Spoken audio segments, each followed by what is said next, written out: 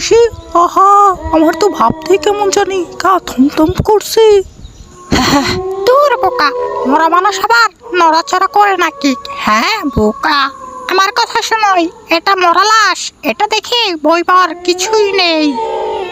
তবুও বই তো লাগেই, পুরা শরীর দেখতে যেন গা একদম থমথম করে।